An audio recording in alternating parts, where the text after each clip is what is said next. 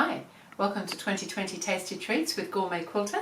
I'm Susan Clare, GourmetQuilter, and we're running several programs this year in 2020, and this time we're doing an applique series. We're doing some applique cats, or cat appliques, and we're just going to be doing 20 cats altogether, and we have already done 5. So we are on cat applique number 6. So there's a pattern on GourmetQuilter.com if it interests you, or more information. And the pattern comes out each day. The videos are coming out daily as well, and everything's ready for you to trace in the way of the shapes and things. So I'm doing some free motion stitching. I've already done my tracing. I've cut my shapes out with a fusible web on the back, and I've already marked in the applique one. I showed you how I was marking the faces and things.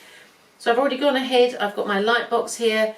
I make my markings on my paper, the fusible paper as well, so that I can see through. This was a little bit harder because it's quite dark, but it is possible to see things through. And so I've marked my face. I've just lightly marked in where the whiskers are going to go, and I've marked with just a removable marking pen the lines where I'm going to stitch for his legs as well, or her legs. Maybe this is a girl, I'm really not sure.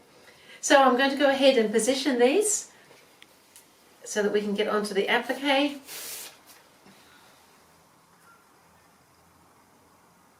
And so I've already put the tail down. The tail was piece number 1, so it's going to go down first. And the body, and then we've got the little head to go on here, and the head is just at just a little bit of an angle, so just at the top there. Just keen to see the world, I think, this cat, from a sitting position. And then I'm just going to be doing raw edge fusible applique free motion, so I'm just going to use a stabilizer, and I'm just using a light cotton batting as my stabilizer.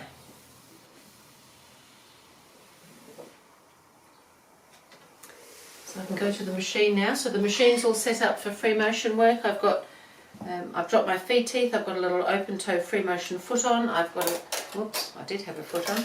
I've got a grey thread ready to go. So I think everything is set. So I think we will start. Where will we start? We might just start down here near where these leg markings come in. This is a fairly straightforward applique, nothing complicated in this one. So we've got this marking here to come up for this hind leg. So I'm just going to come up and do that now, and I'm going to stitch it all the way up, and then I'm going to stitch it all the way back down again. So you want to use a marker that's going to come away in case you don't stitch exactly on your line. This is a sort of a chalk type marker, it's a temporary marker, so this will do that, so that's really good. Oops, we're coming back again. Now, there's a couple of reasons for doing the double line of sewing. One is it shows up better, and the other is I really want to get back down to where I came into it.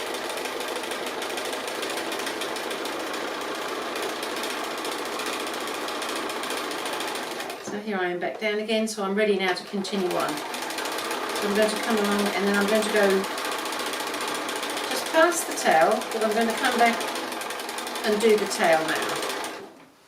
So just keep on coming.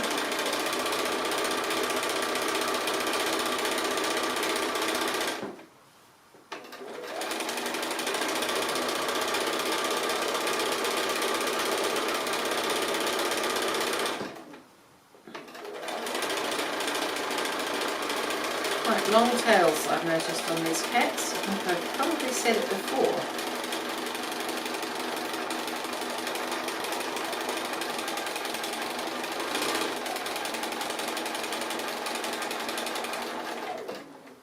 However, I believe cats probably use their tails as part of their communication.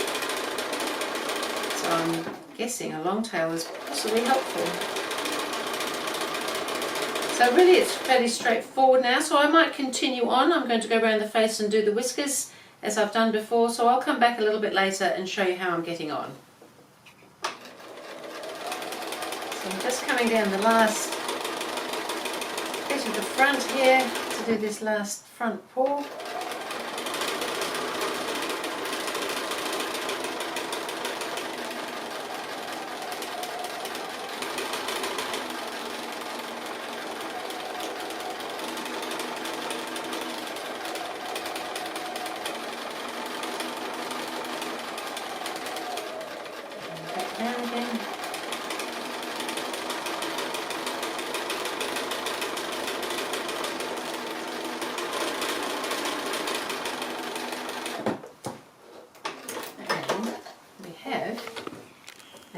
So he's got a nice little bright twinkle in his eye, this little one. And we press, we put him up in the cat gallery. His friends up here.